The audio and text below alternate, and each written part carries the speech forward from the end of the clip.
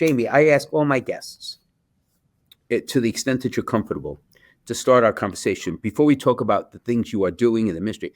Talk about you in so much as your own faith journey that brought you to do this full time. I mean, how did you get here? How did the Uh, Lord lead you here?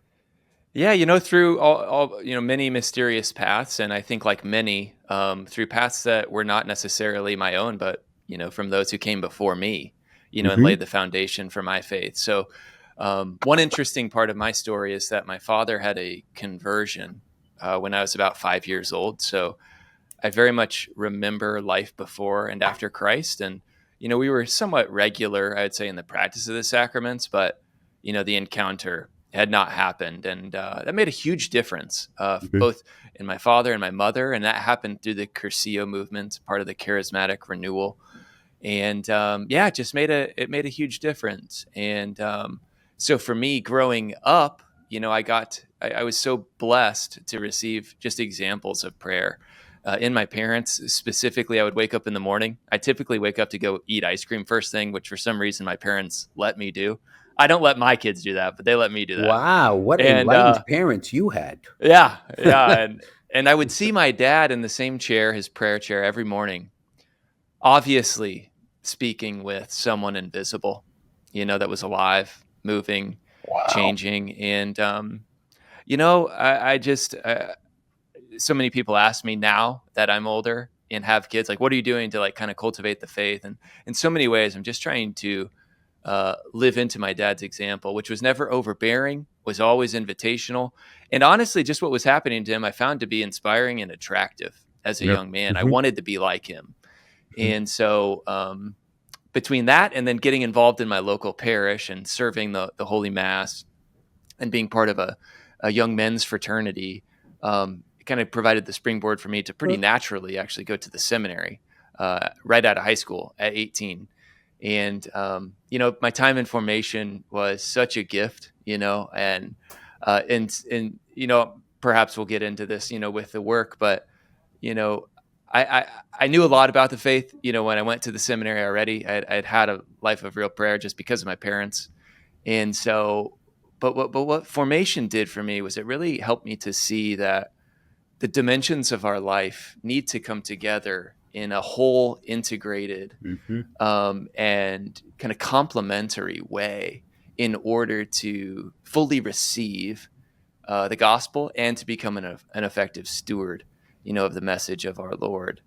And that's what formation is about. And I ended up having a different call, and was deeply attracted to, desired, and really wanted to be a married person, and wanted to be at work in the world. And it's all unfolded that way, through my spouse and now our children and our family. But the gifts of formation, were many in me, and in some ways, what I'm trying to do with Exodus 90 is create a space of formation for men everywhere, no matter their calling, Hmm. but to Hmm. kind of bring the fruits of so many of the seminary renewals that have taken place over the last Hmm. 20 and 30 years, and bring that to bear Hmm. upon regular guys. So that's what I'm up to. And those are kind of the different movements. Obviously, there's so much more than that. Times of real frustration, doubt, despair, sin, all of that. But those are kind of the big kind of Yeah. tenors that have been important in my journey. So, Jamie, is it fair to say you received many blessings and now you are helping to distribute those blessings, the fruits of what has happened to you, to others? It's that simple. Yeah. I mean, freely we have received, freely give. And we give And, away, right? Right. I just feel, when you really start to see with Catholic vision, and for me, that didn't really happen till I was 22 or so. I was like, wow, all this stuff is real. Like it really is real, and it affects everything. Right. Our faith is not something we bracket to just times of worship at church. It's like, no, it is the fundamental lens through which we look upon everything, every event, but especially every person. It's like, wow, I mean, what a gift to have been chosen, if you can say that in humility, and then just what a responsibility to Hmm. cultivate that faith, Hmm.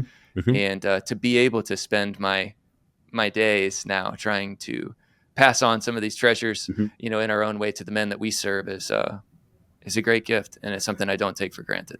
And it's transformative too. There's a thought crosses my mind, and I hope I don't embarrass you by saying this, but when you went into the seminary, you had this heartfelt and deeply desired calling to see whether or not priesthood was for you, and the Lord said, "No, I have other things in store for you." Now you could see some of the fruit.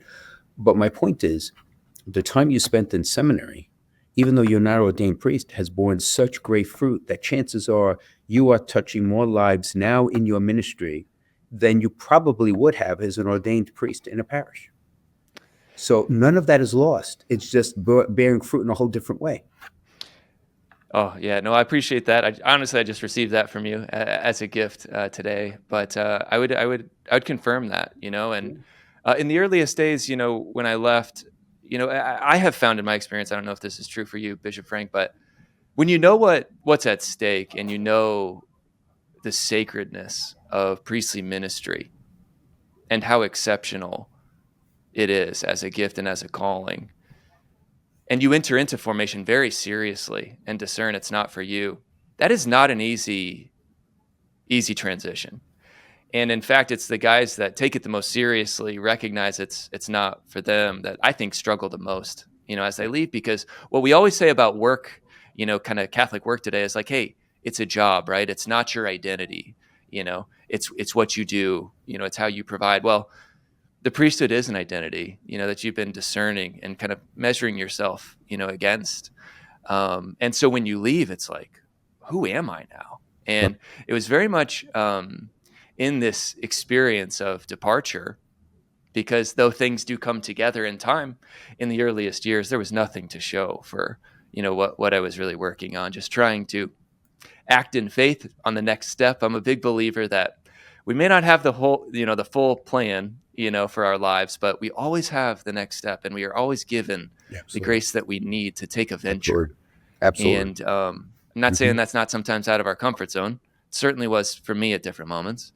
But we have everything that we need right in front of us. We have our daily bread if we can persevere in the love of God. So well said. Well said. All of those things, were operative for me, and how it's all unfolded now. And to be able to kind of translate, those times in formation for others is, just such a blessing. Tremendous. Thanks for watching.